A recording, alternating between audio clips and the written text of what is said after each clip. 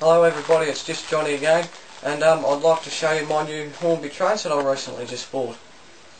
It's an old smokey train set based on a typical branch line, London North Eastern Railway branch line in the 1920s, 1930s, and this is a particular replica of a locomotive and carriages that used to run on the London Northern region of the railways in England. I'd like to show you some of it.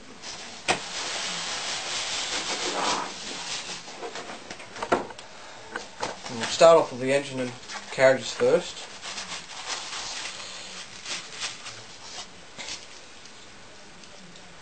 This is a locomotive that comes with your set. Now the good thing with these locomotives and carriages, which I sort of didn't really like, but I'm over it anyway, is they've got a weathered finish to them, so you like, at the end of the day, if the train was dirty, sometimes they wouldn't worry about cleaning. That's what the weathered effect is for. So that's the locomotive for the train. It's a nice little locomotive. I've had it running. It was a bit of a pain to start off with, but once you run them in and oil them up and stuff, they're fine. Yeah, so that's the locomotive. Now I'll show you the rolling stock.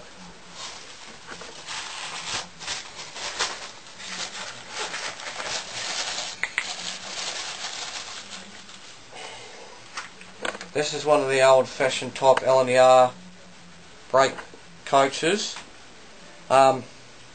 As I say, this train was from about the 1920s, 1930s, but the carriages and the locomotive would have been built well before then, around about the late 1890s, start of 1900s. But that's the brake coach, and these are actually called colostomy coaches. So it's even got the special thing on top of the roof, and you can see where it's weathered on the top and both sides as well, all nicely weathered.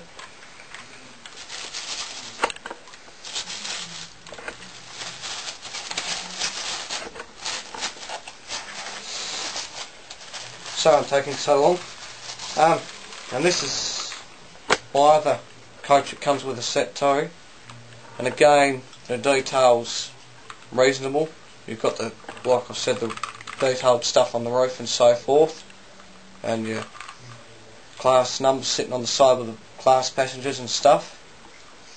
These coaches have glazed windows in them, but they have got no interior because these were originally never Hornby. These were made by a different company, which I don't know who made them to start off with, but yeah, but I'm going to get them interiors put in them maybe later on.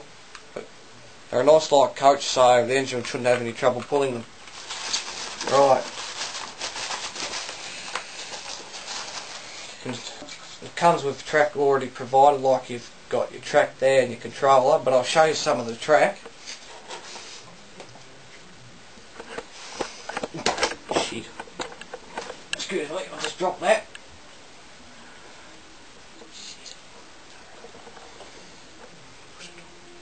This is your basic part of your track. This is your one of your third radius curves. This is the biggest curve that I know of that Hornby's had, but now I've heard they've actually brought out a fourth radius, which is an even larger radius of curve. So, but third radius for this type of train set's not bad. But most Hornby trains you'll buy will go in this sort of track anyway. So, but fourth radius may be the better because you can probably pull bigger trains around it. So, that's your curves.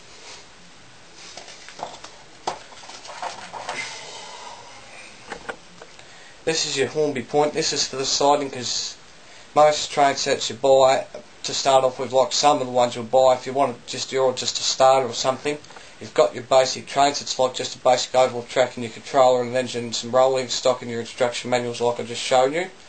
But with this train set it actually comes with the siding, so that's the part of the point work for the siding, and that just comes off the main track and connects on.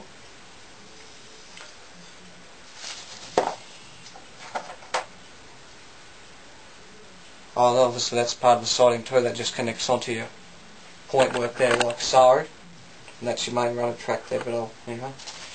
The next part I'll show you. Too much bloody track. This part of your track here is a special part of your track. This is where your power connection hooks up from your mains transformer. You can see the two little plug holes in the back there, and then when you plug your little pins in, which I'll show you in a short moment. You press these down and it connects, makes contact with the pins and so forth. So yes, now I'll get on with the controller.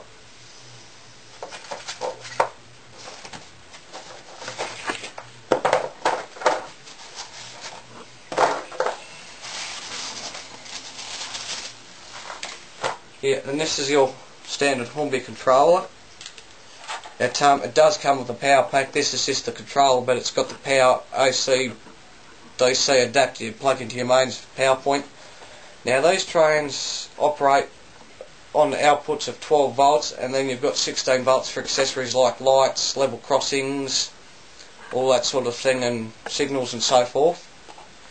Now the funny thing with this controller is, instead of having a controller that just goes up and down, it goes around like that.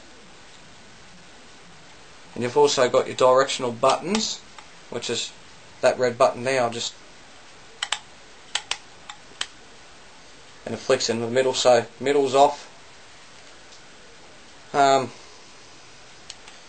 That's for going reverse, and that's for going forward. So whatever way you put the train on the track, it will go. You put it in what direction you like it to go. So that's the controller.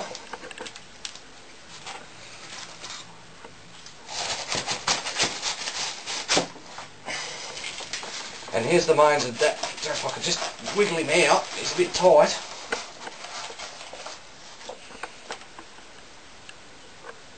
This is your main adapter.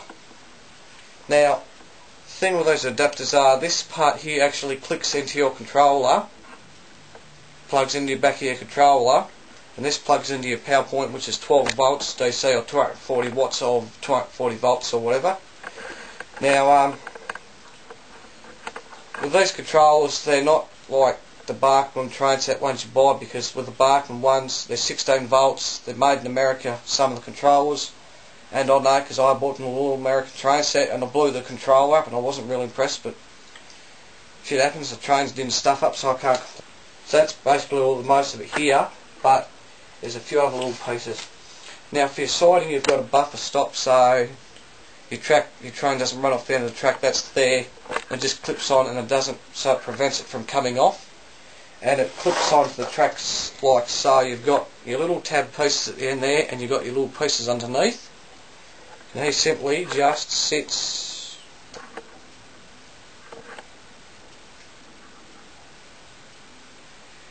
in the track like so. So if your train does come a bit fast, it will prevent it from coming off, but just don't run it too fast beyond bit destruction. So yeah, that's that part of the detail of the train set. I'll just leave that on there and get it off later. And with your train also, you get some brake pipes. These you can fit to your locomotive. There's a little hole in the buffer boat front and the buffer boat back, and then you just cut these out with the pliers. I'm sorry I haven't got them out of the bag, but I'm going to leave them in there. You cut them out with pliers or a pair of scissors or a pair of, or a little scalpel or something, and then these with a pair of tweezers, or if you can good enough to get them in with your fingers, you just press them into the holes, and basically, yeah, so you can put those on, but there's optional things you can buy too, like super deep tail locomotive Hornby packs from Hornby. You could buy them. I've bought one for a locomotive, and the little shovels and shit shovels of all the main driver and fireman, and a few other bits and pieces, and the little white discs and brake lights and all that sort of thing. But yeah, that's basically what the set comes with. Thanks for watching. My name's Johnny Jacobs. A pleasure. Goodbye.